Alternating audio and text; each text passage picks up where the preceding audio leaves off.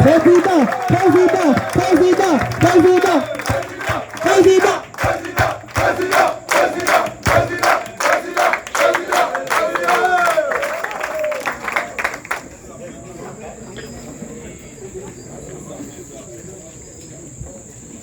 PSD Samba.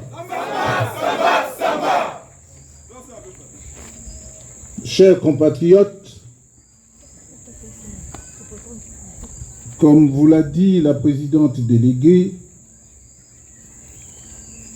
nous venons vous voir tout en vous disant merci de prendre de votre temps pour venir nous écouter et merci pour votre accueil, merci pour vos mots de bienvenue, mais nous venons vous voir pour nous livrer à vous. Car il n'y a pas plus sourd que celui qui refuse d'entendre, et il n'y a pas plus aveugle que celui qui refuse de voir. Voir la misère qui se répand inexorablement dans notre pays. Voir la souffrance qui se répand dans un pays riche où le Gabonais autochtone de ce pays s'appauvrit chaque jour davantage.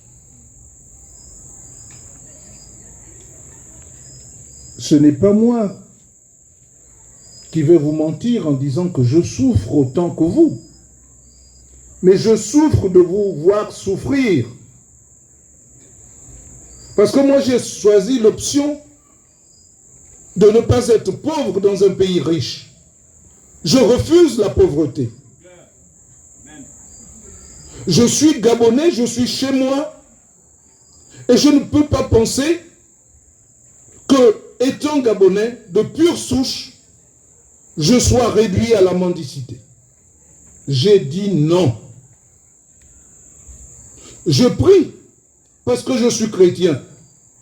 Mais je sais que ma prière n'aura d'écho vis-à-vis de Dieu que si je travaille, si je fais des efforts. Parce que Dieu a dit, tu mangeras à la sueur de ton front. Et quand on voit Pierre-Claver Maganga Moussavou,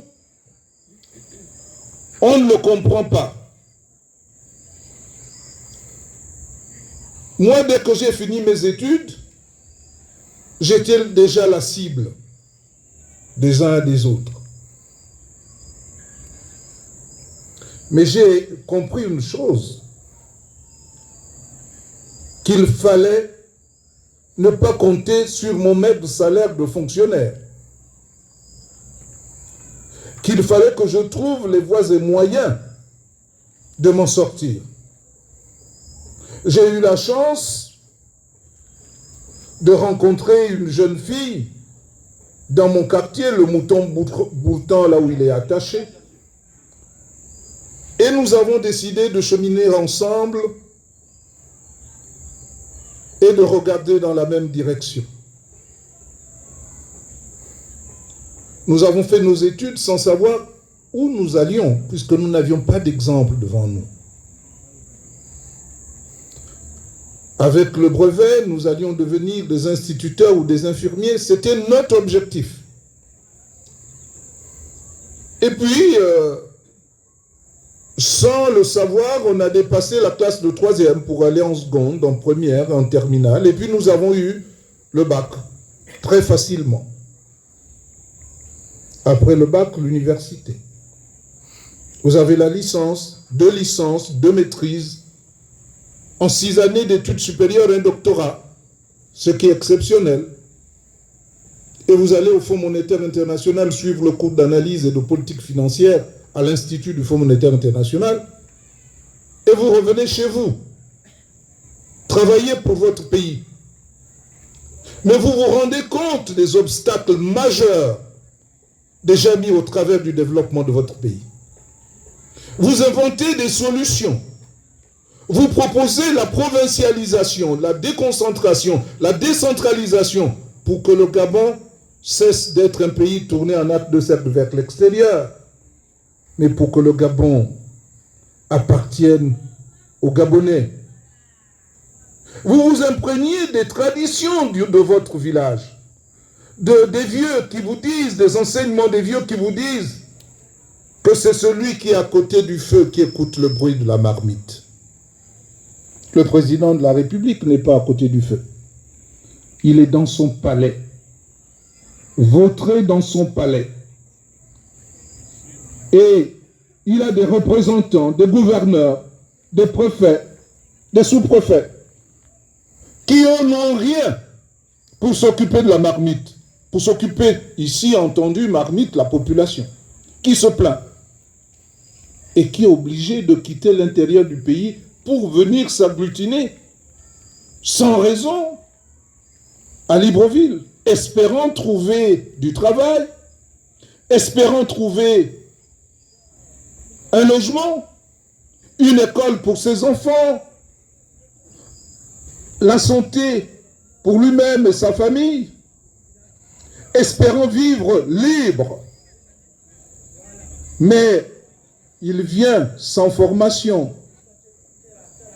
Il vient vivoter à Libreville, vivant de mendicité, vivant de rapine, vivant de la volonté des autres d'aider celui qui n'a rien, mais parfois lui-même n'a rien. Donc accroissant la misère, accroissant l'insécurité. Et voyez-vous, aujourd'hui je pleure. Je pleure parce que le pouvoir a trouvé une faille. En plus, dans les Gabonais, c'est pourquoi Ali Bongo est sûr que dans l'état où il est, où il ne peut plus tenir sur ses deux jambes,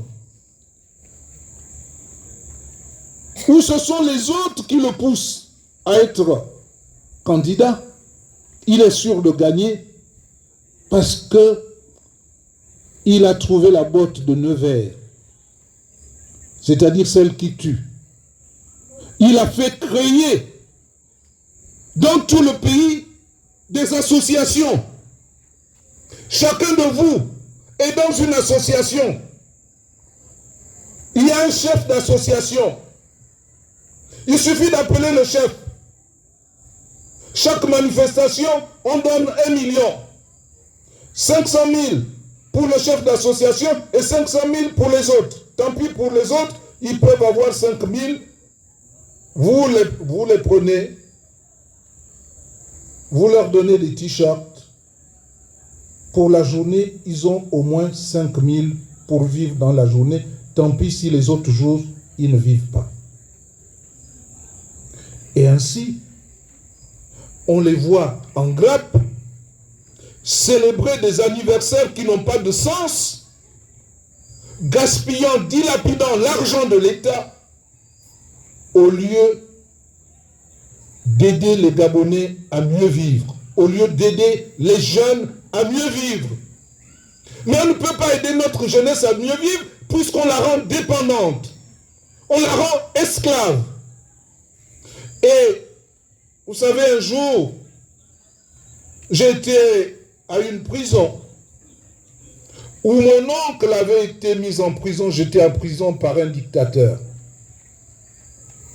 Et quand nous étions en train de discuter, on voit arriver son geôlier, son gardien, avec un bol de riz au lait.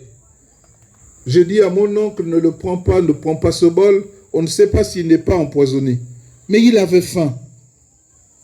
Il ne pouvait pas faire autrement que de manger le bol de riz au lait, de crainte de mourir de faim. Et son regard a été un regard pour dire, tu veux me tuer. C'est moi qui veux le tuer, alors que moi, j'avais l'intention de le mettre en garde. Ventre affamé n'a point d'oreille. Et donc, tout ce que je peux vous dire, ne compte pas. Parce qu'on vous affame. Parce qu'on ne vous montre pas les vraies valeurs. On ne vous inculque pas les vraies valeurs. Qui feraient de vous de vrais hommes, de vrais responsables. Dans un pays où ce sont les étrangers qui viennent nous damer nos pions, qui s'enrichissent, pendant que nous sommes là à les regarder. Et vous m'en voulez, moi. Parce qu'on vous dira, mais vous voyez Malanga, il est riche, il a travaillé avec les Bongos, et il vient vous mentir. J'ai travaillé avec quel Bongo? Ils avaient quoi chez eux avant d'être président de la République? Quand on est dans une république, quand on travaille, on a un salaire, on a une rémunération. Le gouvernement n'est que le prolongement de la fonction publique. Si on vous appelle, c'est parce qu'on vous reconnaît des qualités en tant que Gabonais pour travailler au service de la République. Et cela mérite un salaire. Ce qu'on doit reprocher à un Gabonais qui est dans un gouvernement, c'est d'avoir volé au lieu de servir le peuple gabonais. Mais qu'est-ce que Malanga a fait? Le premier poste que j'ai occupé, c'est un poste de ministre d'État à la planification.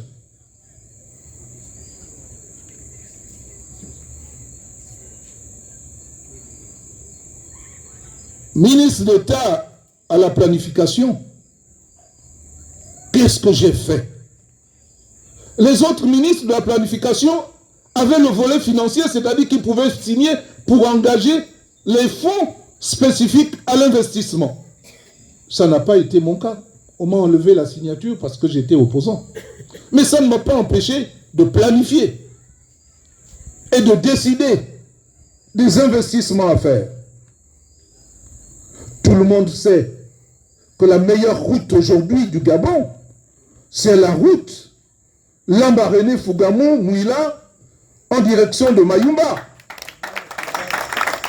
Tout le monde sait que sur ma propre décision, j'ai fait faire des ponts en disant qu'avant que la route n'arrive, on peut faire les ponts qui posent problème et qui causent de nombreux accidents.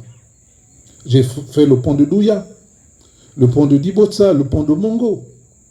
J'ai désenclavé Ibunji en construisant un pont pour qu'on puisse déboucher sur la route économique, qui n'a d'économie que le nom. Pèse de Samba.